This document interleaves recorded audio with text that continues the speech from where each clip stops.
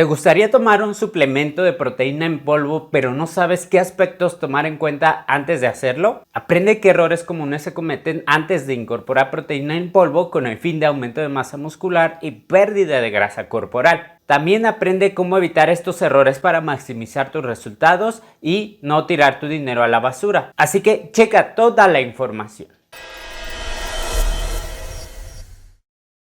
Antes de sumergirnos en los errores, quiero comentarte un mito muy importante. El exceso de proteína no te va a convertir en una montaña de músculos por sí solo o de forma rápida.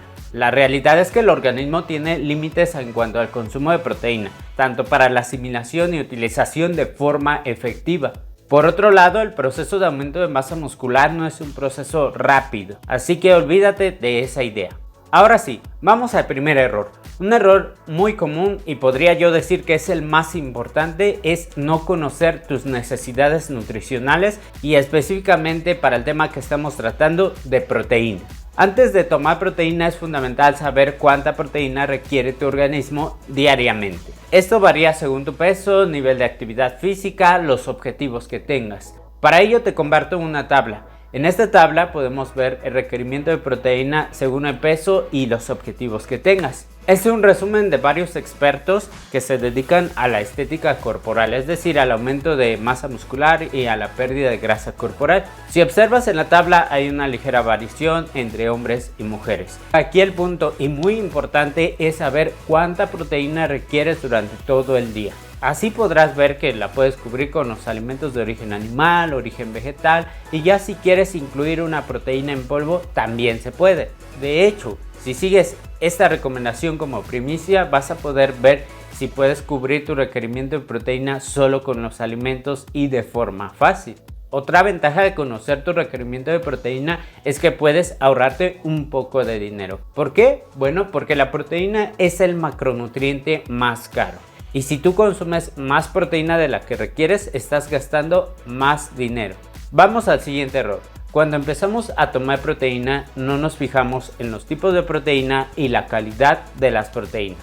Por ejemplo, hay diferentes tipos y fuentes de proteína en polvo. Tenemos concentrado de suero de leche, aislado de suero de leche, proteína aislada de res, albúmina de huevo, proteína de soya u otras vegetales. Pero no todas las proteínas son iguales y es esencial buscar proteínas completas que te aporten todos los aminoácidos esenciales en una buena cantidad para una porción. Y esto es importante porque nuestro organismo no puede sintetizar esos aminoácidos esenciales de otros aminoácidos, entonces tiene que obtenerlos directamente de los alimentos, en este caso de la proteína en polvo. En mi próximo video estaré hablando de las distintas fuentes de proteína y vas a ver cuáles son las mejores, pero aquí te adelanto algo. Una de las mejores son las proteínas de suero de leche, desde concentraciones al 80% o con mayores filtraciones aisladas al 90%, etc. Otro error es comprar marcas y productos a un bajo precio, pero que en realidad no tienen una buena calidad. Y es que para todo, ¿quién no quiere conseguir un producto que te aporte mucho y que te cueste poco? Y claro, al ver la publicidad de estas marcas, ver que ya se han ganado un nombre, que tienen atletas profesionales que patrocinan y creas que sus resultados han sido por consumir sus productos, bueno, ahí es donde llegan a engañar y más si eres novato. Pero aquí mi recomendación es que no creas en estas marcas. No creas que una proteína hidrolizada que según tiene el 90%, que ya ha sido subdividida para una mejor digestión, que ya ha sido envasada, etiquetada, que ya ha sido distribuida, que tiene un margen de ganancia, que pesa 6 kilogramos y cuesta 1,200 pesos, te va a costar menos del 50% de la pura materia prima.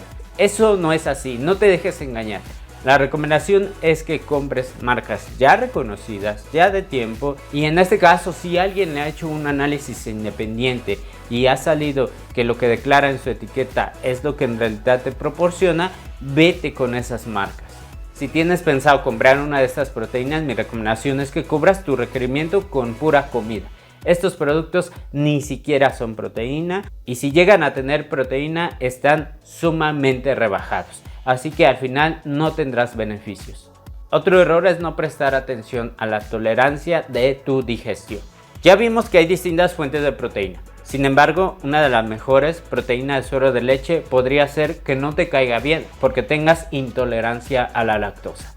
Aquí mi recomendación es que si probaste un concentrado y no te cayó bien, puedas optar por un aislado de proteína de suero de leche. Este tipo de proteínas ya han tenido mayor cantidad de filtraciones, tienen menos grasas, menos carbohidratos, es decir, menos lactosa, y tal vez esa poca lactosa no te haga daño. Y si no, opta por otra fuente de proteína, podría ser albúmina de huevo y si no, una proteína de origen vegetal. Y como última opción, si a fuerza quieres incorporar proteína en polvo, ya has probado de todas, no te caen, entonces ahí sí ya mi recomendación sería opta por cubrir tu requerimiento solo con comida. Pasemos al siguiente error, y es pensar que los suplementos o las fuentes de proteína en polvo son mejores a los alimentos. Sobre esto me han hecho algunas preguntas. Hay quienes me han dicho, requiero 140 gramos de proteína al día, ¿puedo cubrirlo todo con proteína en polvo? Respuesta, se puede. Pero la proteína en polvo solo es un complemento de tu dieta, no sustituye todo tu requerimiento. La proteína en polvo la deberíamos ocupar en estos contextos. Tu requerimiento de proteína es muy elevado y ya con los alimentos no la cubres bien o ya no te pasan muy bien los alimentos, entonces incorporas proteína en polvo. O tal vez porque este tipo de proteínas son muy prácticas. Tomas tu shaker, lo llevas a donde sea, escuela, trabajo y te lo tomas en un momento óptimo. Aquí la recomendación es que no sustituyas la comida con un suplemento. Recuerda, necesitas ingerir alimentos integrales como huevo, pescado, leche, carne, leguminosas, etc. Ten en cuenta que los alimentos integrales proporcionan una alta gama de nutrientes y pueden tener beneficios a la salud y a tus resultados estéticos. El siguiente error es pensar que la proteína en polvo va a hacerte que aumentes de peso. ¿A qué me refiero? Me han preguntado, oye, ¿qué proteína me recomiendas para aumentar de peso? El punto aquí es aumentar tu consumo de calorías, es decir, generar un superávit calórico, lo que significa que tienes que consumir más calorías de las que gastas en el día. Comúnmente la proteína no te va a aportar muchísimas calorías. Tal vez te aporte 110, 120 gramos por una porción a concentraciones del 80%. Y ese aumento de calorías no es muchísimo. Y más si tú dices, bueno, voy a sustituir 100 gramos de pechuga de pollo por un scoop de proteína. En ese contexto estás equilibrando tu alimentación, así que pues no vas a tener un aumento de calorías y por ende no vas a aumentar de peso. Por otro lado, también me han preguntado qué proteína recomiendo para la pérdida de grasa. Y es prácticamente lo mismo. La proteína no va a hacer que pierdas grasa, sino un déficit calórico, consumir menos calorías de las que gastas en el día. El enfoque adecuado de consumo de proteína tendría que ser que te va a ayudar a cubrir parte de tu requerimiento de proteína, te va a aportar buena cantidad de aminoácidos esenciales y va a aportar a la síntesis de proteína muscular.